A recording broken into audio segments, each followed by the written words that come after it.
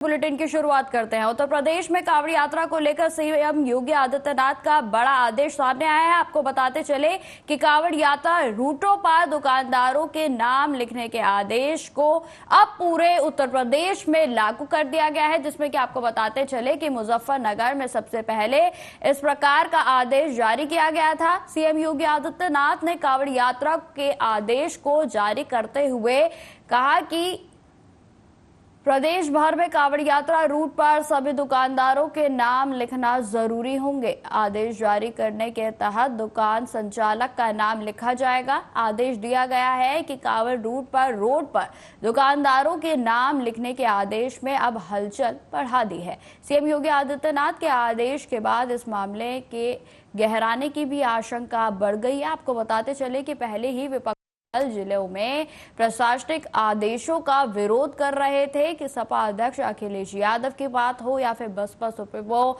मायावती की से लेकर एआईएमआईएम प्रमुख असदुद्दीन ओवैसी ने इस मामले में प्रशासन और सरकार के खिलाफ हमला बोला था। दरअसल मुजफ्फरनगर में कांवड़ रूट पर दुकानदारों के नाम लिखने का आदेश जारी किया गया था और इसके बाद से ही सहारनपुर रेंज के डीआईजी ने सहारनपुर और शामली में कांवड़ यात्रा रूट पर दुकानदारों के नाम को लिखने को अनिवार्य किया और अब सीएम योगी के आदेश के बाद इसे पूरे प्रदेश में लागू किया जाएगा।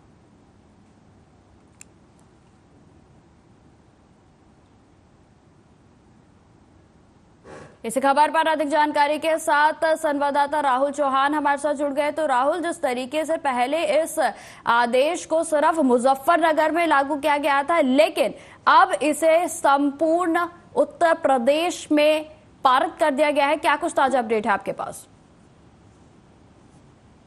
मैं आपको बता दूं कि आप काम कर रहे हैं, लगातार सरकार को करना चाहते हैं और ऐसे में सावन का महीना है। अभी आपने देखा कि पहले मुजफ्फर के लिए आदेश जारी किया गया था, लेकिन अभी मुजफ्फर के लिए इसलिए किया गया है कि पहले जो है नामों के बीच में कितना होता था, लोगों को पता नहीं चलता था कि किसका जो होटल संचालक है वो कौन है, हिंदू है मुस्लिम है, इसका कोई भी क्लियर नहीं हो पाता था। बिल्कुल शाकाहारी घोषणा में लिख दिया जाता था, लेकिन उसके पीछे का ये पता नहीं रहता था कि होटल किसका है जहाँ पर हमारी यात्रा को पेश होती थी। इसलिए ये कदम योगी सरकार के द्वारा उठाया गया है। ठीक है राहुल, तमाम जानकारी के लिए आपका बहुत बहुत धन्यवाद। तो जिस तरीके से आपको बताते चले कि पहले इस आदेश को केवल मुजफ्फरनगर के लिए लागू किया गया था और अब इसको सीएम योगी आदित्यनाथ के द्वारा पूरे उत्तर प्रदेश में लागू किया जाएगा। खबरों में आगे बढ़ते हैं। बिहार के दरभंगा में विकासशील इंसान पार्टी के सुप्रीमो मुकेश सहनी के पिता जीतन सहनी के मामले में गिरफ्तारी मुख्य आरोप जो काजिम अंसारी था, उसे दरभंगा पुलिस के द्वारा रिमांड पर लेकर पुनः पूछताछ की जाएगी। वहीं आपको बताते चले कि मामले में लगातार राजनीति बढ़ती ही जा रही है और इस बात की जानकारी दरभंगा के वरीय पुलिस अधीक्षक के द्वारा दी गई कि मामले में जांच को तेज कर दिया गया है और पूछताछ भी लगातार की जा रही है। वहीं आपको बताते चले कि इस मामले में जो पुलिस की ओर से पूछताछ की जा रही है उसमें सहनी परिवार के कई सदस्य भी शामिल है, जिनसे जो है लगातार पुलिस का संपर्क बना हुआ है और लगातार पुलिस जो है जिस तरीके से यह हत्याकांड हुआ उससे रिलेटेड उनसे जो है पूछताछ की जा रही है। वही आपको बताते चले कि पुलिस अधीक्षक जगन्नाथ रेड्डी ने प्रेस वार्ता कर तमाम जानकारी दी। साथ ही उन्होंने यह भी बताया कि गिरफ्तार काजिम अंसारी फिलहाल जेल में है। वहीं उन्होंने यह भी बताया कि पुलिस का अनुसंधान लगातार जारी है, सभी संदिग्ध से पूछताछ चल रही है और जिसमें सहनी परिवार के कई सदस्य भी शामिल हैं। पुलिस रिमांड लेके फिर हम लोग उनका पूछताछ करेंगे और हथियार बरामद करने की कोशिश करेंगे। और जो वहाँ आज जो हम लोग कार्रवाई किए हैं, अगल बगल जो भी सीसीटीवी कैमराज है हम लोग पूरा जांच कर रहे हैं, कोई अन्य सबूत हम लोग को मिले। जो हम लोग को पहले सबूत सीसीटीवी मिले उनको भी हम चेक कर रहे हैं। कुछ लोग जो संदिग्ध के घेरे में आ रहे हैं उनको भी हम लोग जाँच कर रहे हैं और जो अभियुक्त जो है जो बताया उनका नाम बताया उनका भी हम लोग जांच कर रहे हैं और उनका मोबाइल नंबर्स चेक कर रहे हैं। टावर डंप एनालिसिस कर रहे हैं कि जो टावर डंप हम लोग लेते मोबाइल नंबर बहुत सारा आया उसको भी हम लोग एनालिसिस कर रहे हैं।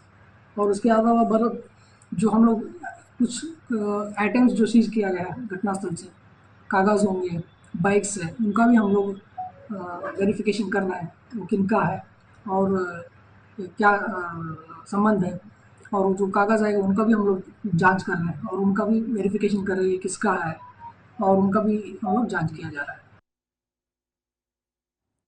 बताते चले कि जिस तरीके से बिहार के दरभंगा में बीते दिनों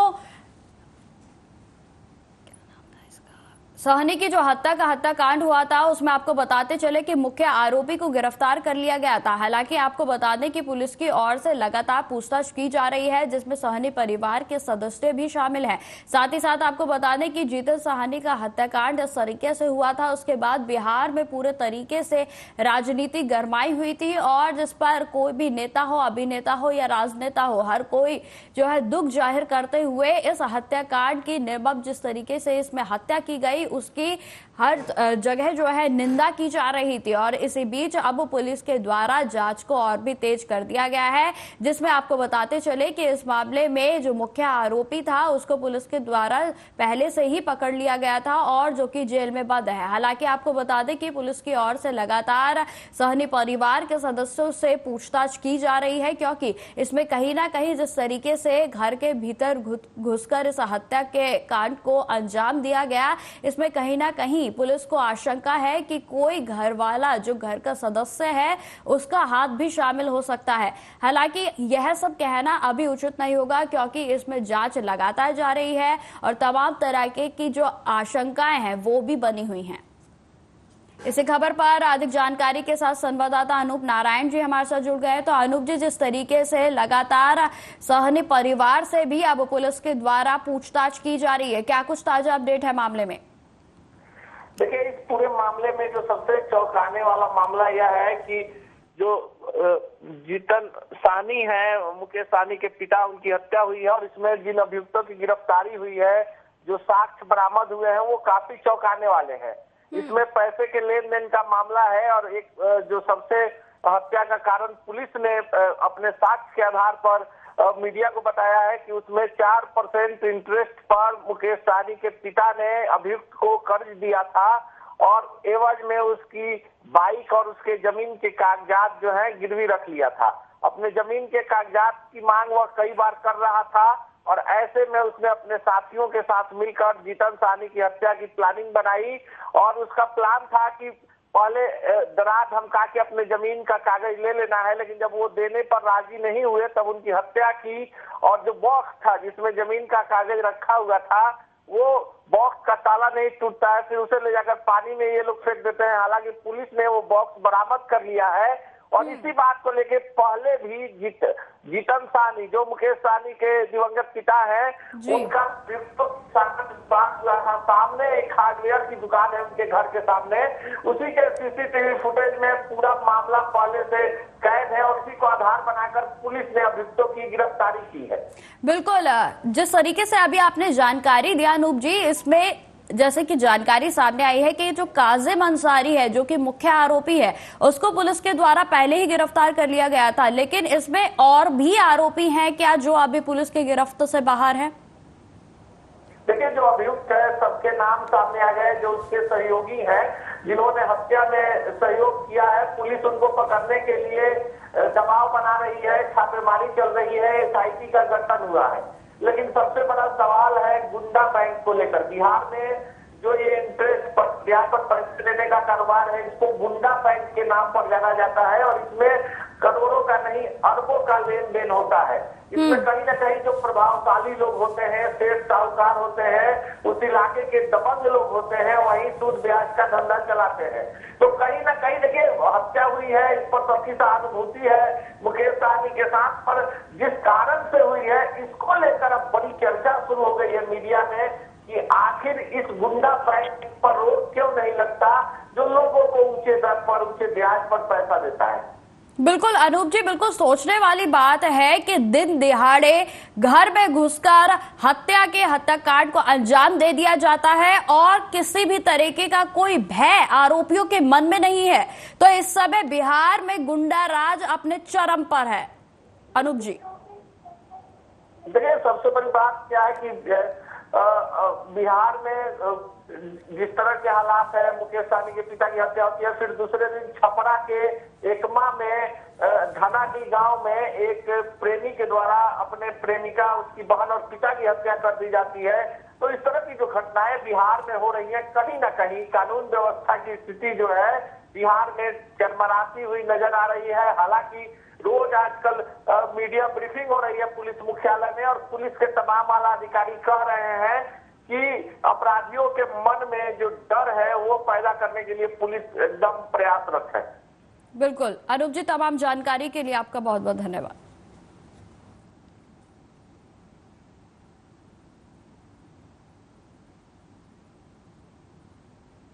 खबरों में आगे बढ़ते हैं। बिहार के नालंदा में उमस भरी गर्मी के बीच पानी और बिजली की समस्या से परेशान ग्रामीणों का गुस्सा शुक्रवार को फूट पड़ा है। आपको बताते चले कि ग्रामीणों की ओर से सड़क जाम कर अधिकारियों के खिलाफ जमकर नारेबाजी की गई।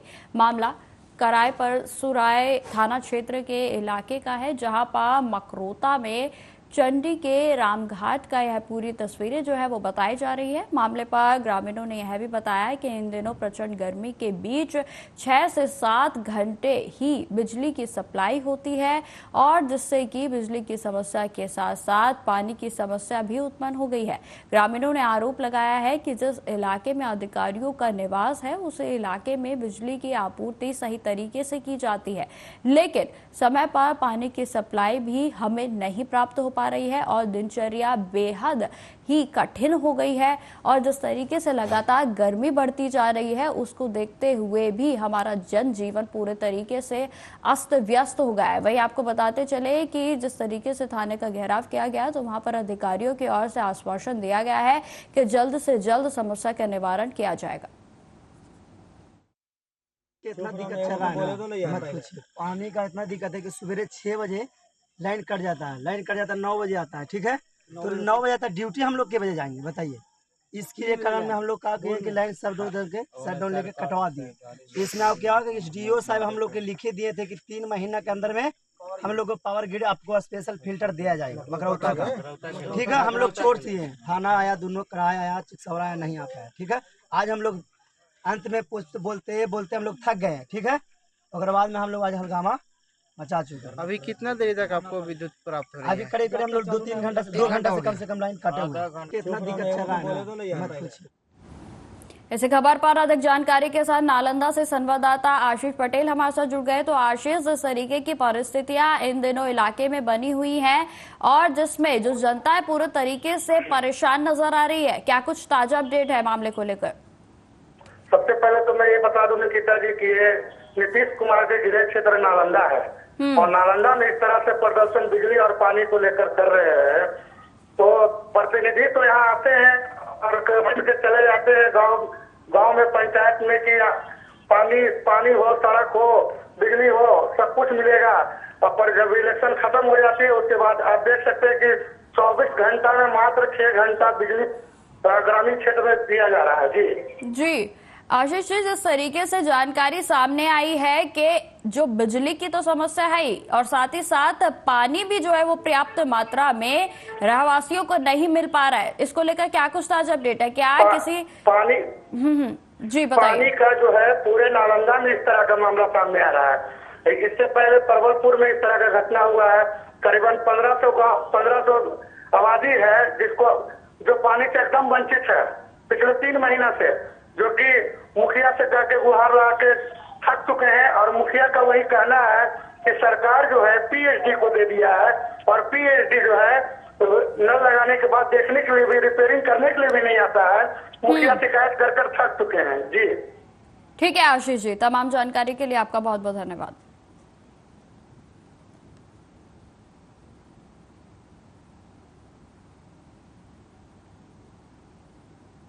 खबरों में आगे बढ़ते हैं। गुजरात सरकार की ओर से महात्मा मंदिर कन्वेंशन सेंटर में गुजरात सेमी कनेक्ट सम्मेलन का आयोजन किया गया है और जहां मुख्यमंत्री भूपेंद्र पटेल ने इस सम्मेलन का उद्घाटन किया। वहीं आपको बताते चले कि जिसमें दुनिया भर के प्रमुख सेमीकंडक्टर आपूर्ति श्रृंखला उद्योग के शीर्ष अधिकारियों ने भाग लिया। मौके पर मुख्यमंत्री भूपेंद्र पटेल ने कहा कि वैश्विक नेता और देश के प्रधानमंत्री नरेंद्र मोदी के मार्गदर्शन में गुजरात और पूरा देश लगभग हर क्षेत्र में विकास के आयाम छू रहा है। इन नेता और देश के यशस्वी प्रधानमंत्री श्री नरेंद्र भाई के मार्गदर्शन में गुजरात और पूरा देश लगभग हर क्षेत्र में विकास के नए आयाम छू रहा है। प्रधानमंत्री जी के विकास के इन आयामों में semiconductor, artificial intelligence, machine learning, drone technology के महत्व को भी मद्देनजर रखा है। इस कड़ी में आज आयोजित Gujarat semi connect conference right job eight right time है, ये मेरा स्पष्ट मानना है। आप सभी को इस कॉन्फ्रेंस में गुजरात की धरती पर हार्दिक स्वागत और अभिनंदन करता हूं। उत्तर प्रदेश के हाथरस जिले में यूपी के राज्यपाल आनंदीबेन पटेल नवीपुर स्थित रामेश्वर दास अग्रवाल कन्या महाविद्यालय में आयोजित स्वर्णोदय महोत्सव कार्यक्रम में शामिल होने के लिए आई और उस कार्यक्रम में संबोधित करने के दौरान राज्यपाल आनंदीबेन पटेल ने कहा कि कुछ दिन पूर्व एक हादसा हुआ था और इसमें बाबा के चरण की रज के चक्कर में इतना बड़ा हादसा हो गया। लोगों को इस तरह के अंधविश्वास में नहीं पड़ना चाहिए। इस तरह का भ्रम फैलाना मैं गुनाह की श्रेणी में मानती हूं और ऐसे लोगों के खिलाफ कड़ी से कड़ी कार्रवाई होनी चाहिए। आगे उन्होंने क्या कुछ कहा, आप सुनिए। एक घटना हुई, ये सब आपको पता है, हमें भी पता है। इसमें जिस लोगों ने अपनी जान गंवाई श्रद्धांजलि देती हूँ और परमात्मा को प्रार्थना करती हूँ कि उसको अपने चरणों में निवास करे।